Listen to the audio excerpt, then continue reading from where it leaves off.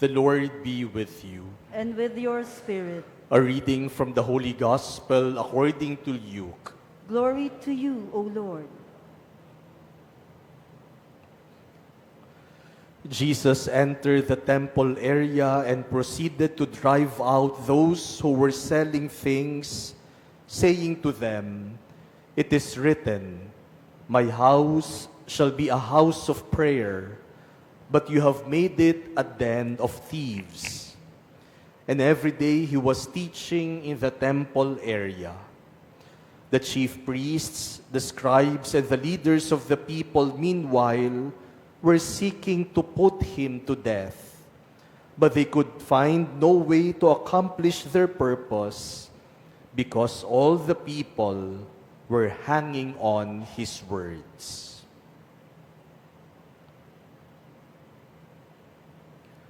The Gospel of the Lord. Praise to you, Lord Jesus Christ. My dear brothers and sisters, do words have tastes? May lasa ba ang salita? We all know that words are sounds. And so, we hear words. We listen to words. We speak words. Dahil ang salita ay tunog.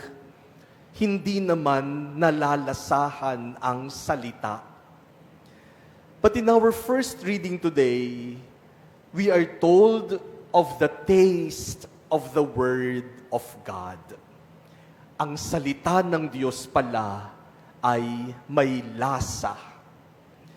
In our first reading from the book of Revelation, John narrates how a voice from heaven instructed him to take the scroll of the Word of God and to eat it.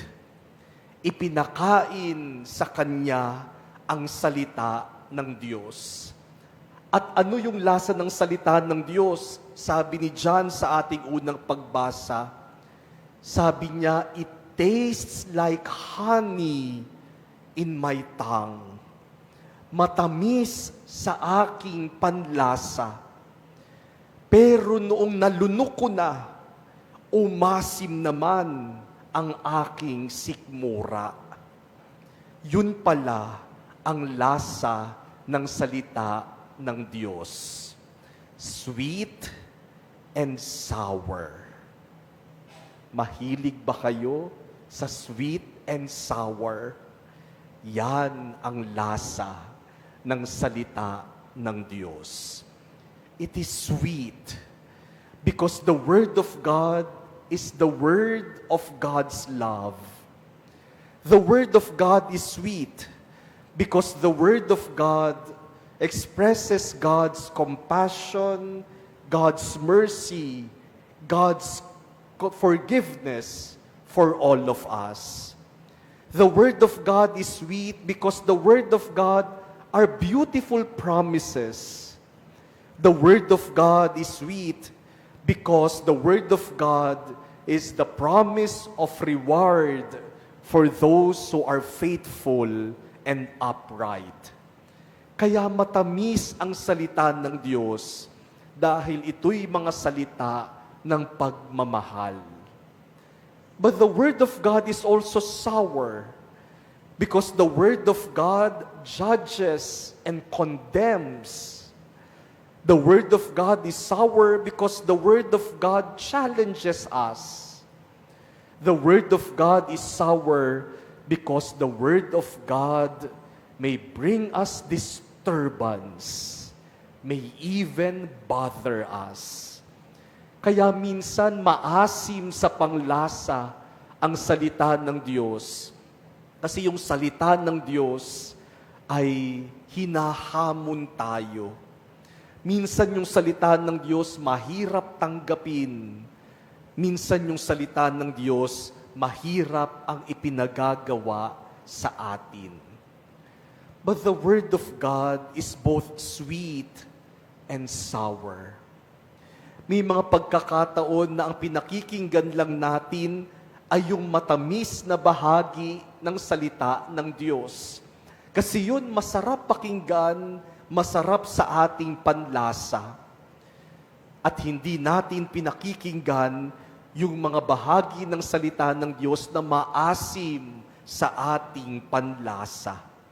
Nakakasakit ng sikmura. And even preachers are tempted in the same way. Minsan kaming mga nagpapahayag ng salita ng Diyos, gusto lang naming ipahayag yung salita ng Diyos na matamis para tanggapin ng mga nakikinig. Minsan ayaw naming ipahayag yung mga maasim na bahagi na salita ng Diyos kasi baka hindi kami pakinggan. But the Word of God is both sweet and sour. We accept the sweet part, but we must also be ready to accept even the sour. Today, my dear brothers and sisters, we celebrate the memorial of Saint Cecilia, Virgin and Martyr. Saint Cecilia is known to be the patroness of music dahil sa kanyang pag-awit at ang kanyang buong buhay ay isang napakagandang awit na inalay niya sa Diyos. Sa buhay ni Saint Cecilia, naranasan din niya na ang salita ng Diyos ay sweet and sour. Kaya naman inalay niya ang kanyang buhay para sa Panginoon dahil ang pag-aalay ng buhay ay matamis din dahil pagpapahayag ng pag-ibig sa Diyos, pero maasim din dahil ang kapalit ay ang kanyang buhay. But even if the Word of God is sweet and sour, Saint Cecilia held on to God's Word, even if it meant giving up her own life. That is how our gospel today ended. The people held on the Word of God. The people were hanging on the words of Jesus. Pinanghahawakan nila ang mga salita ni Jesus.